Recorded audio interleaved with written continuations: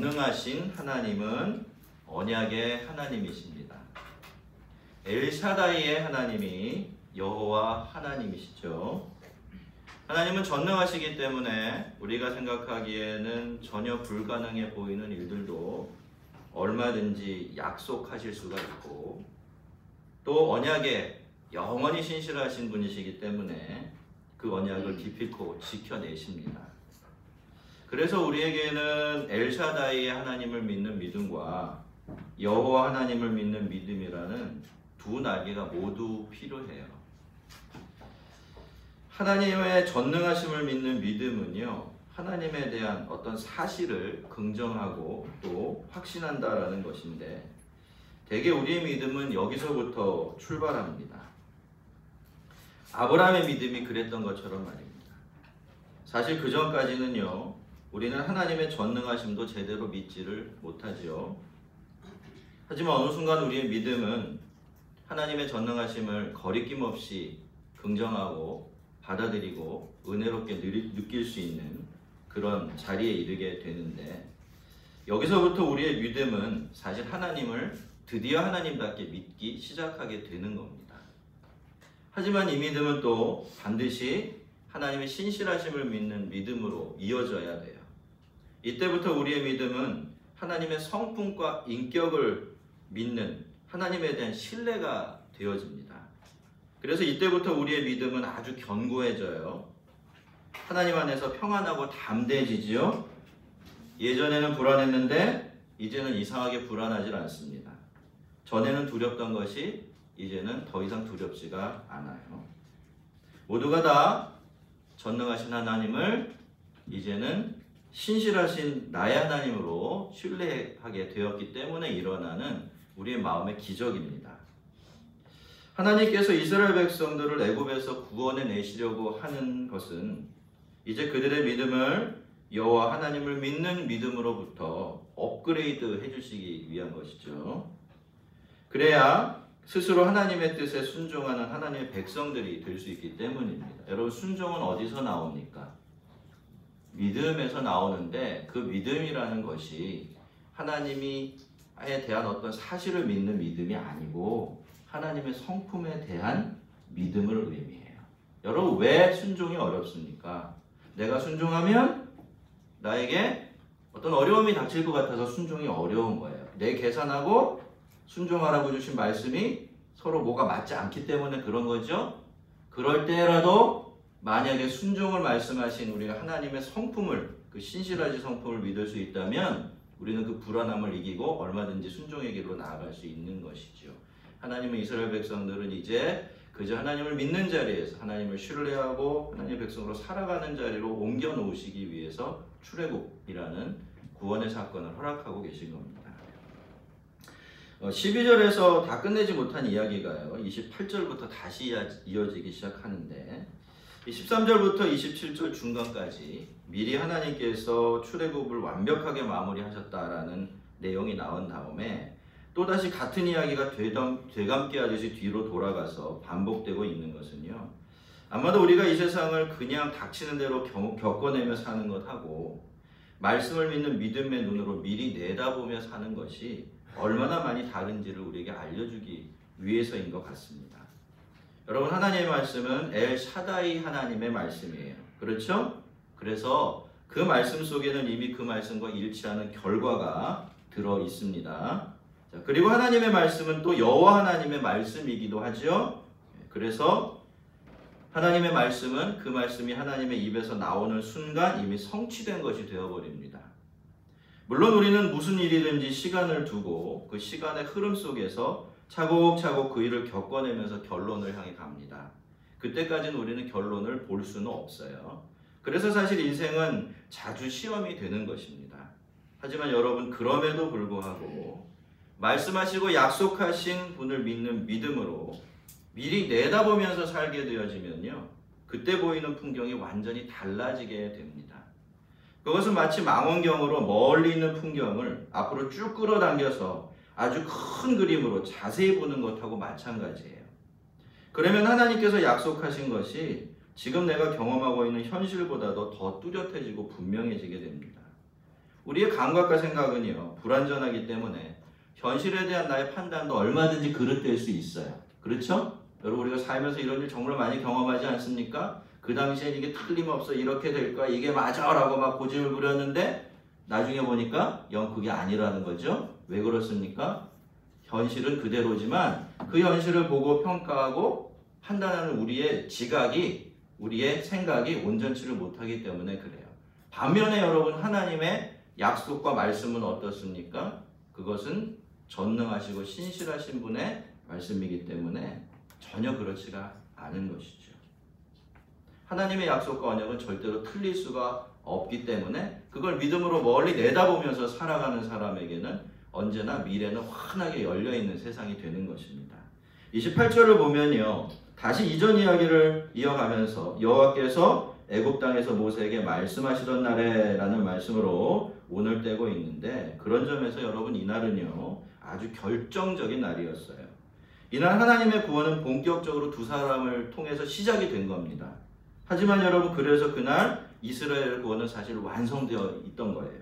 왜 그렇죠? 그렇게 말씀하신 분이 누구이기 때문에? 하나님이시기 때문에. 전능하시고 신실하신 하나님이시기 때문입니다.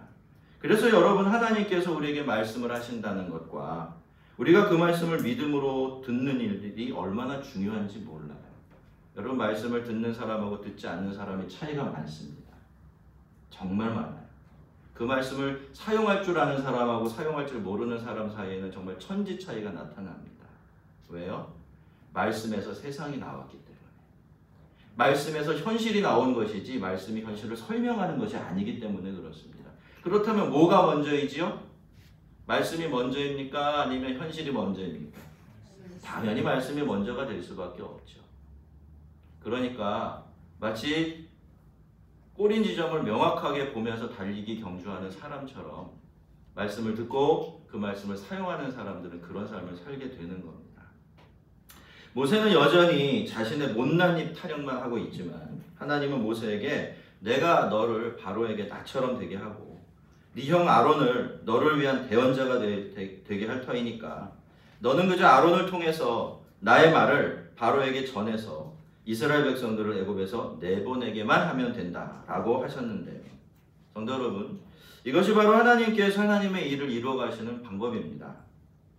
하나님께서 무슨 일을 우리에게 맡기신다라는 것은요, 너의 재능, 너의 힘, 너의 능력, 너의 지혜로 이거 한번 잘해봐 이런 뜻이 아니에요. 여러분, 하나님께서 우리에게 무언가를 맡기신다는 것은 우리가 하나님의 뜻에 순종하기만 하면 나머지 모든 일들은 하나님께서 알아서 하시겠다라는 그런 뜻이에요.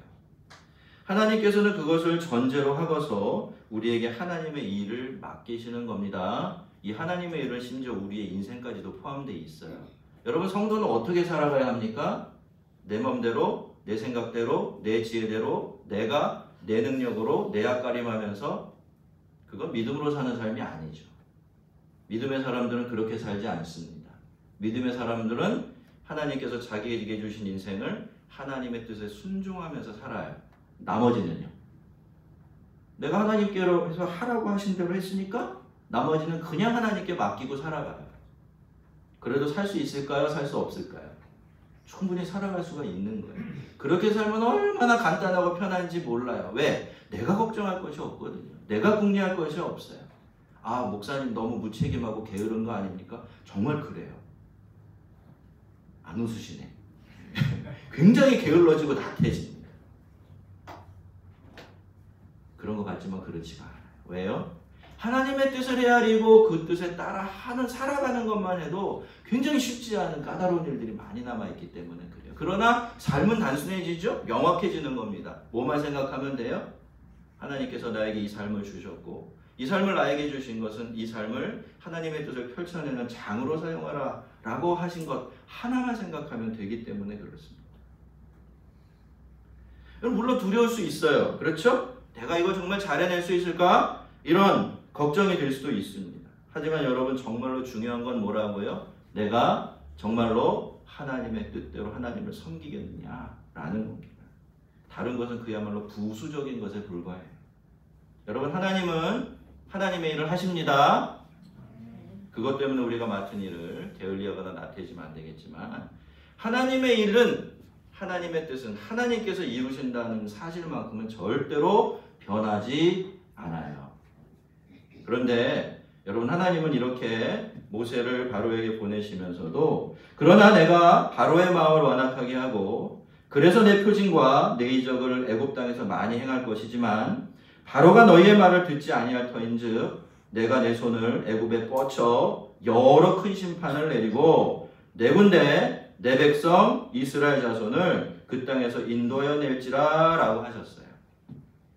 여러분, 하나님은요, 바로가 모세 말을 듣고서도 마음이 완악해질 것이다 라고 말씀하지 않으셨어요. 자세히 들여다보면 하나님이 이렇게 말씀하신 거예요. 하나님은 내가 그렇게 너는 너대로 바로에게 보내서 내 말을 전하게 하겠지만 그 한편으로는 내가 바로의 마음을 완악하게 만들어버릴 거다라고 말씀하신 거예요.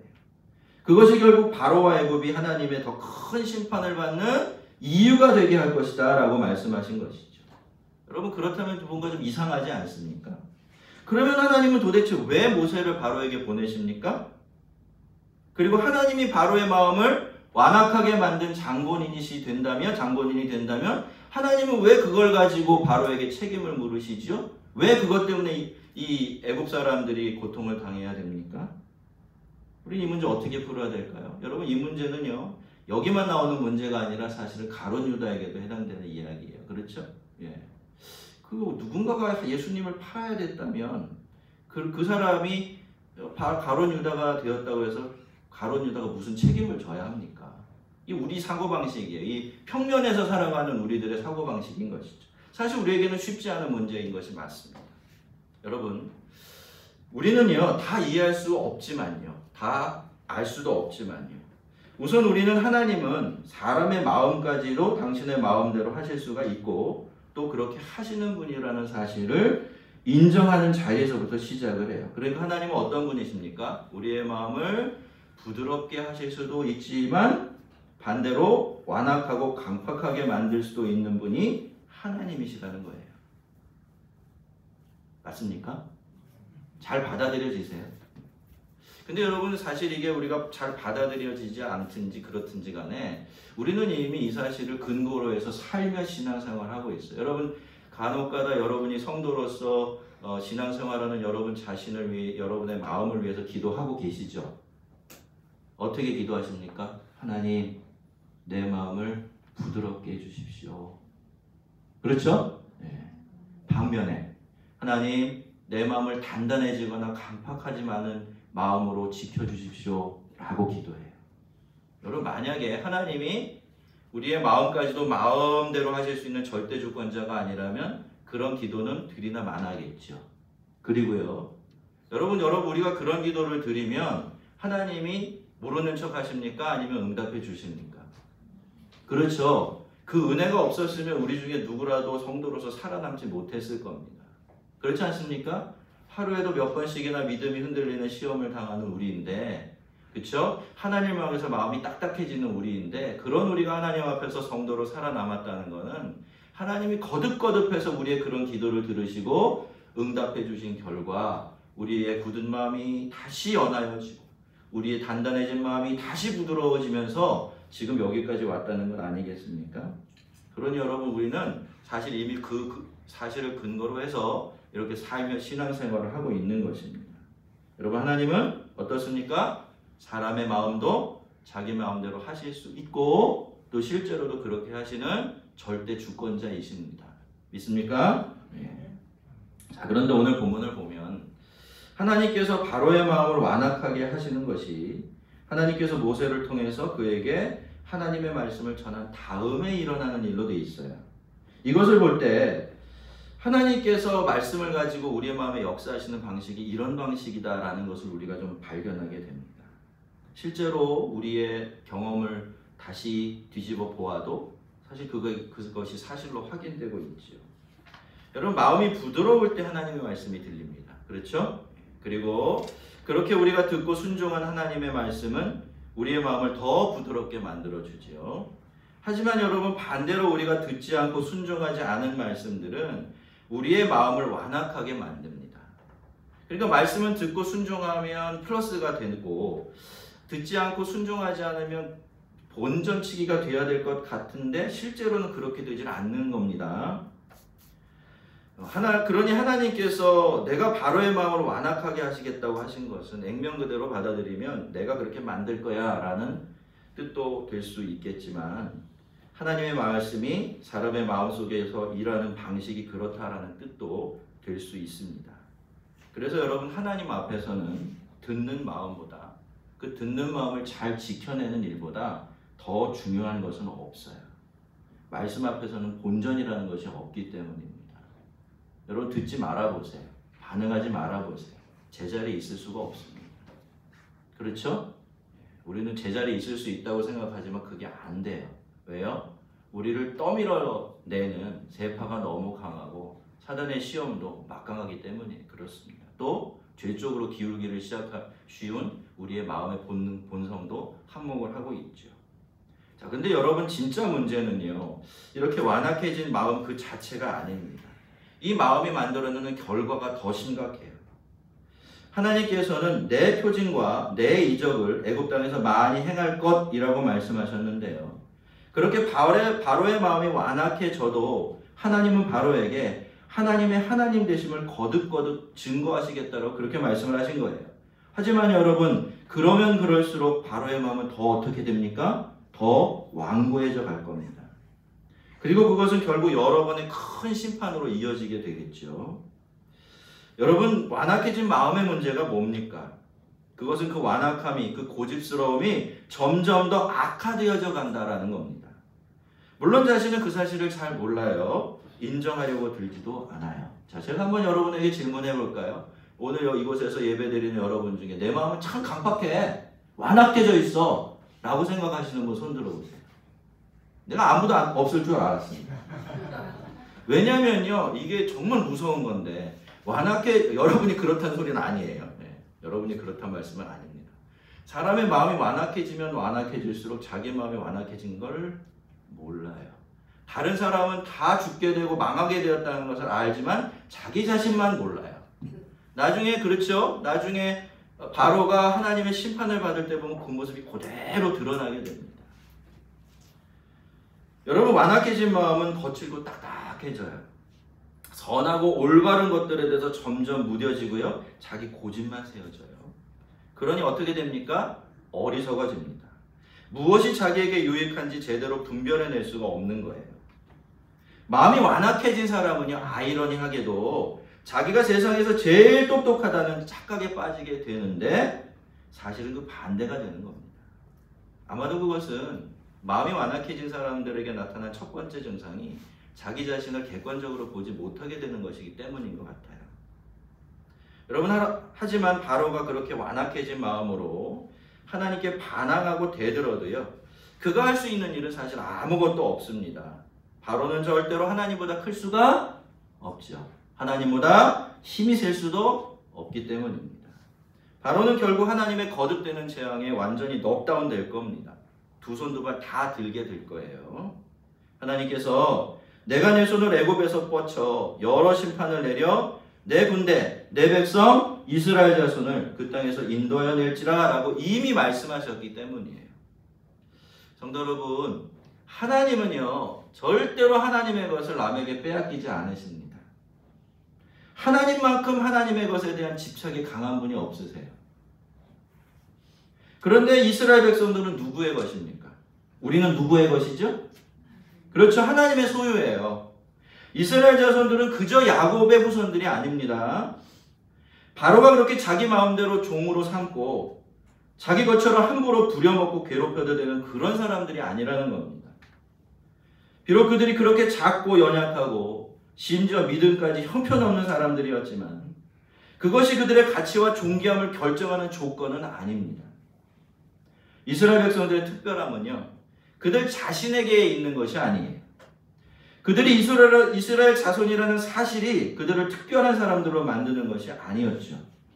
여러분 그들은 하나님의 군대였습니다. 하나님의 백성이었고요. 하나님께서 그들을 그렇게 생각하고 계셨고 다른 것이 아니라 그것이 바로 그들의 가치와 영광, 그리고 존귀함의 근거가 되었던 것입니다. 여러분 우리도 마찬가지예요. 우리는 다 다르죠. 세상의 기준에서 보면요. 누구는 더 커 보일 수도 있고 누구는 더 작아 보일 수도 있어요. 누구는 더 가치 있을 수도 있고 누구는 더 가치 없는 사람처럼 보일 수도 있습니다. 그리고 그런 세상에 살아가다 보면 우리 스스로도 자꾸 그러한 세상의 기준을 가지고 우리의 가치와 영광을 정하고 또 세상의 인정을 받으려고 하게 되었어요. 하지만 여러분, 우리의 영광과 존귀함은 우리 자신에게 있는 것이 아닙니다. 우리가 가진 것에 따라서 결정되는 것도 결코 아니에요. 여러분, 우리는 누구입니까? 오늘 본문은 우리에 대해서 뭐라고 말해요? 우리는 하나님의 군대이고 하나님의 백성입니다. 우리의 진짜 가치와 영광은 바로 여기서부터 나오는 거예요.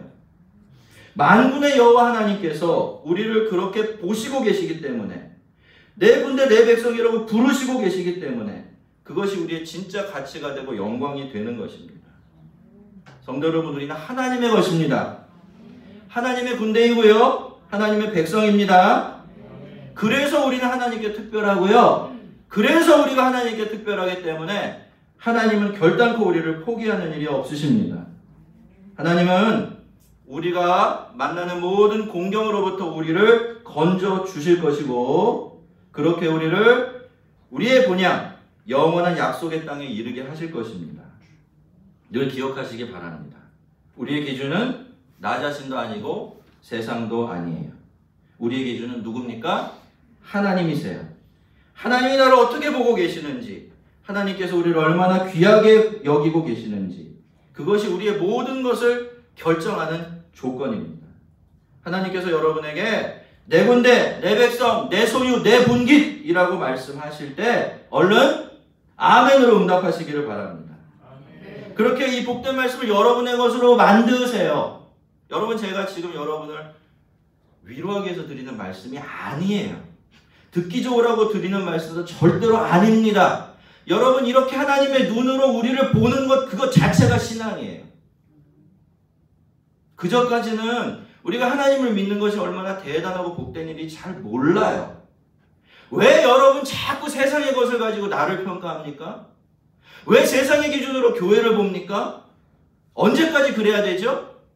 우리 계속 어립니까? 우리 계속 그 자리에 있어야 됩니까? 아니에요, 여러분. 이만큼 믿었으면, 이만큼 신앙생활 했으면 이제는 보는 눈이 바뀔 때도 됐습니다. 이제 더 이상 나의 눈이나 세상의 눈이 아니라 하나님의 눈으로 나를 보고 우리를 볼 때가 되지 않았겠습니까? 맞습니까? 여러분, 우리는 누구의 것입니까? 하나님의 것입니다. 하나님의 소유이고 하나님의 백성이고 하나님의 군대예요. 하나님이 사랑하시는 자녀들이지요. 우리의 존귀함과 가치와 영광은 바로 여기서부터 나오고 이것이 전부입니다. 믿습니까? 여러분, 이 시각이 없으면요, 세상에 잘못되고 일그러진 저울질로부터 우리를 지켜낼 수가 없어요. 그렇다라는 것은 우리가 성도로 살 수가 없고 결국은 세상의 기준에 따라 휩쓸려 갈 수밖에 없다는 뜻이 되는 겁니다. 내가 내 손을 애굽 위에 펴서 이스라엘 자손을 그 땅에서 인도하여 낼 때에 그때야 애굽 사람이 나를 여호와인 줄 알리라. 그리고 여러분, 우리가 신앙생활할 때 늘 염두에 두고 있어야 될 것이 한 가지가 있어요.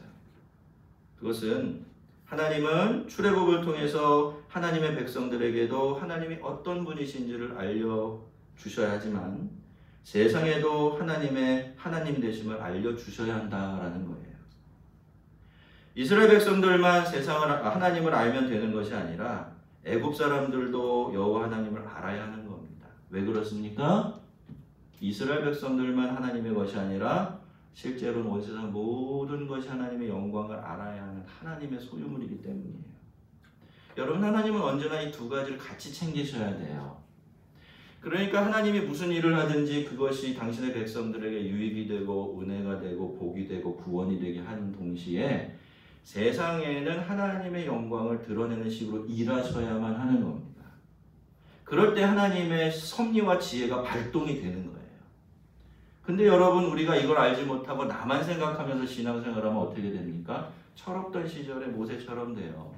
하나님 왜 우리를 살려주지 않냐고, 왜 빨리 우리를 구원해주지 않냐고, 하나님은 어떻게 우리에게 관심이 없느냐고, 내가 죽든지 말든지 상관없느냐고 막 이렇게 그냥 하나님 앞에 불평불만하고 살아가게 되는 거죠. 그렇게 우리 자신의 마음만 미리 급해져 가지고는 하나님을 원망하는 불신앙의 자리로 떨어지게 되는 것입니다. 하나님은 그 두 가지 목적을 다 아우르면서 하나님의 시간의 표에 맞춰서 가장 완벽하게 일하고 계시는 것인데, 우리가 우리 자신만을 생각하고 우리 자신만 바라보니까 어때요? 그걸 기다리지 못하고 우리의 있던 믿음 다 까먹고 말게 되는 것입니다. 여러분, 우리는 우리를 구원하고 우리에게 은혜를 베푸시는 이를 통해서 어떻게든 믿지 않는 사람들에게도 하나님이 선포되고 알려지도록 기도해야 합니다. 그래야 여러분, 우리의 신앙이 우리의 자아라는 좁은 울타리를 넘어서 광대한 하나님의 세계로 나아갈 수 있어요. 이 좁은 가슴에도 온 세상을 담아내고 하나님의 나라를 담아낼 수 있게 되는 것입니다. 나만 생각하는 신앙은요, 여러분 잘 들으시기 바랍니다. 나만 생각하는 신앙은요, 아무리 하나님을 믿어도요, 결국에 나에게 갇히게 돼 있어요. 내가 우상이 되게 돼 있는 겁니다. 신앙은 그래서 나로부터 어쩔 수 없이 시작하지만, 그렇죠? 언젠가는 반드시 하나님을 향해 있는 것으로 바뀌어야 되는 겁니다.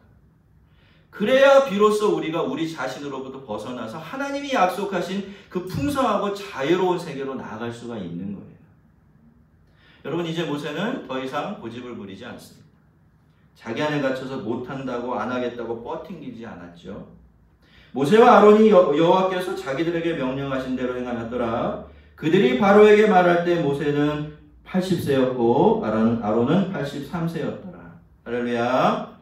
여러분, 이렇게 해서 두 사람은 결국 하나님의 명령에 온전하게 순종하게 되었고요.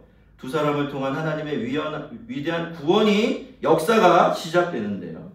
여러분, 이때 두 사람의 나이가 공히 80살이 넘어 있었습니다. 80이라는 숫자 자체가 중요한 건 아니지만, 여러분, 사람 나이 80이면 지금이나 옛날이나 결코 적은 나이는 아니에요. 근데 여러분, 성경이 두 사람이 이 나이에 이르러서야 하나님의 부르심을 받았고 또 순종하게 되었다라는 것을 우리에게 상기시켜 주는 것은요, 하나님께서는 그때까지도 이 두 사람을 끊임없이 기다리시며 설득하고 계셨다는 것과, 그렇죠? 그렇게 하나님께 설득당해서 하나님께 순종하게 되는 일은 사람의 나이가 아무리 많다고 해도 여전히 영광스럽고 아름다운 일이라는 사실을 우리에게 알려주려는 것이겠죠. 여러분, 바로는 하나님의 말씀에도 불구하고 점점 더 그 마음이 완악해져 갈 거예요. 하지만 두 사람은 드디어 이렇게 하나님의 말씀에, 하나님의 하나님 되심에 설득되어서 마음이 부드러워진 사람이 된 겁니다. 엘사다의 하나님, 여호와 하나님께서 우리를 자기 백성과 군대 그리고 자기 자녀로 삼으셨습니다. 우리를 당신의 특별한 소유로 삼으셨어요. 그것이 하나님 안에서 얻은 우리들의 영광이고 새로운 우리의 정체성입니다. 하나님은 우리가 하나님의 결론에 이를 때까지 절대로 우리를 포기하지 않으실 것입니다. 그러니 우리는 정말 일처로도 빨리 하나님께 더 온전히 설득당해야 돼요. 괜히 하나님과 밀당하는 것은요, 전혀 지혜로운 일이 아닙니다. 여러분, 성도 중에 제일 안타까운 사람이 누굴까요? 자꾸 계산하는 사람이에요. 갈까 말까, 한 발 더 늘려놓을까 말까, 이것도 좋은데 이거 어떡하지, 저게 더 좋은데 저건 어떡하지, 결단 내리지 못하고 여기저기 기웃거리면서 나가지도 못하고 들어오지도 못하고 어정튀게 늘 살아가는 사람, 제일 안타까운 성도예요. 차라리 세상이 더 좋지 않습니까? 그렇게 하려면 그냥 세상 나가서 마음대로 사는 게 더 편할지도 몰라요. 그럼 마음 불편하잖아요. 몸도 불편해요. 그렇다고 해서 교회 오지 말라는 말씀은 아니고요. 그러면서도 남아있는 것이 복된 줄로 믿습니다. 그렇지만 더 복된 게 있잖아요. 그게 뭐죠? 결단하는 거예요. 아, 이제는 안 되겠다. 아, 이런 식으로는 불편하고 힘들어서 안 되겠다. 이제는 하나님께 온전히 설득당하자. 두 손 두 발 들고 천부의 의지 없어서 노래 부르며 하나님께 나아가는 거죠. 여러분, 그게 지혜로운 거예요. 여러분 내 손에 있어봤자 내 인생은 내 소나기밖에 안 됩니다. 한 줌 인생밖에 안 되는 거예요. 하나님의 손에 붙들린 우리 인생은요. 하나님의 크기만큼 넓어지고 커지게 되어 있어요. 세상에 묶이지를 않게 되는 겁니다. 제발 여러분에게 권면하고 부탁드립니다. 혹시라도 두세 개의 너지감치 발을 벌리고 함께 속해 있는 분들이 계시면 빨리빨리 하나님께 설득 당하십시오. 그리고 온전히 하나님의 것이 되십시오. 여러분 아시죠? 우리 하나님은 여호와 하나님이십니다. 고집이 영원하신 분이세요. 우리는 이미 그분께 붙들렸습니다. 오롯이 그분의 것이 된 거예요. 우리는 그분을 벗어날 수가 없습니다. 우리의 고집이 하나님의 신실함을 이길 수가 없기 때문입니다. 우리를 바로 같은 직노의 자녀가 아니라 긍휼의 자녀로 선택하여 주신 하나님의 은혜를 따라서 더 깊이 하나님께 설득당하고 온전히 그분의 것이 되는 복을 누리기를 주의 이름으로 축원합니다. 우리 같이 한번 기도하겠습니다.